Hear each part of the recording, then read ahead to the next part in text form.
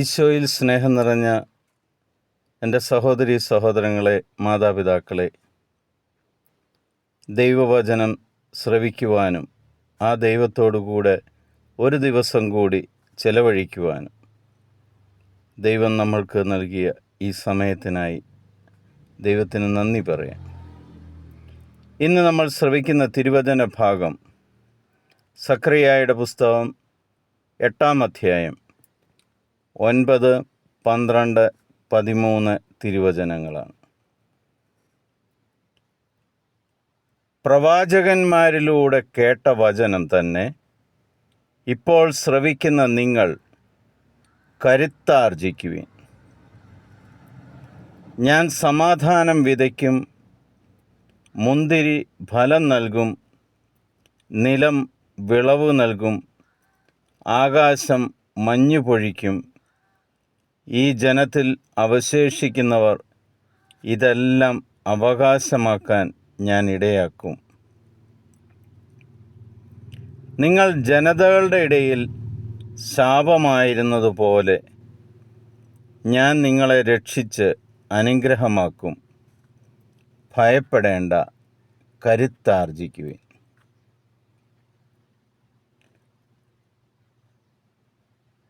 ദൈവമായ കർത്താവ് നമ്മളോട് പറയുകയാണ്, പ്രവാചകന്മാരിലൂടെ കേട്ട വചനങ്ങൾ ഇപ്പോൾ ശ്രവിക്കുന്ന നിങ്ങൾ ഓരോരുത്തരും കരുത്താർജിക്കണം. ആ ദൈവവചനത്തിലൂടെ നിങ്ങൾ ശക്തി നേടണം.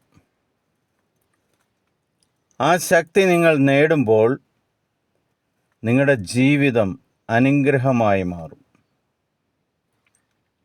നിങ്ങൾക്ക് എന്തെല്ലാം വേണമെന്ന് നിങ്ങൾ ആഗ്രഹിക്കുന്നുവോ അതെല്ലാം നിങ്ങൾക്ക് ലഭിക്കും. നിങ്ങൾ വിത്തിറക്കിയിരിക്കുന്ന മുന്തിരിച്ചെടിയിൽ നിന്നും ധാരാളം ഫലം ലഭിക്കും.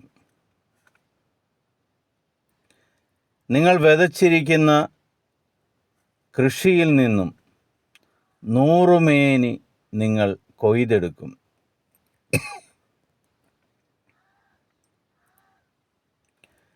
ഏറ്റവും പ്രധാനപ്പെട്ട മനസ്സമാധാനം, ദൈവസമാധാനം നിങ്ങൾക്ക് ഞാൻ തരും.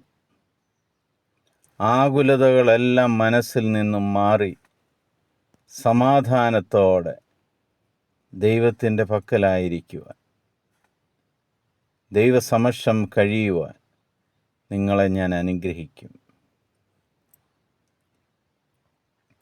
ലോകത്തിൻ്റെ മുന്നിൽ നിങ്ങളൊരു ശാപമായി നിൽക്കുന്നതിന് പകരം നിങ്ങളെ ഞാൻ അവിടെ നിന്നും രക്ഷിച്ച് അനുഗ്രഹമാക്കി മാറ്റും. സർവശക്തനായ ദൈവം നമുക്ക് നൽകുന്ന ഒരു വാഗ്ദാനമാണ് സക്കറിയ പ്രവാചകനിലൂടെ, ഈ വചനത്തിലൂടെ നമ്മൾ ശ്രവിച്ചത്. ഇന്നു മുതൽ നിങ്ങളുടെ ജീവിതം, നിങ്ങളുടെ പ്രവൃത്തികൾ എല്ലാം അനുഗ്രഹമായി മാറും എന്ന് കർത്താവ് പറയുകയാണ്. പ്രവാചകന്മാരിലൂടെ കേട്ട വചനങ്ങൾ ശ്രവിക്കുന്ന ഈ നിമിഷം തന്നെ നിങ്ങളുടെ ജീവിതം അനുഗ്രഹിക്കപ്പെടും. നിങ്ങൾ ചെയ്യുന്ന കർമ്മമേഖല ഏതാണോ അത് അനുഗ്രഹിക്കപ്പെടും.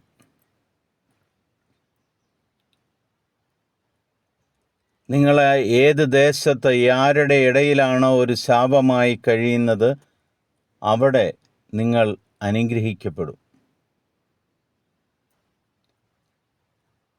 പിതാവായ ദൈവത്തിൻ്റെയും പുത്രനായ യേശു ക്രിസ്തുവിൻ്റെയും പരിശുദ്ധാത്മാവിൻ്റെയും സഹായത്താൽ ഈ ദൈവവചനം നിങ്ങൾക്കൊരനുഗ്രഹമായി മാറട്ടെ എന്ന് പ്രാർത്ഥിക്കുന്നു.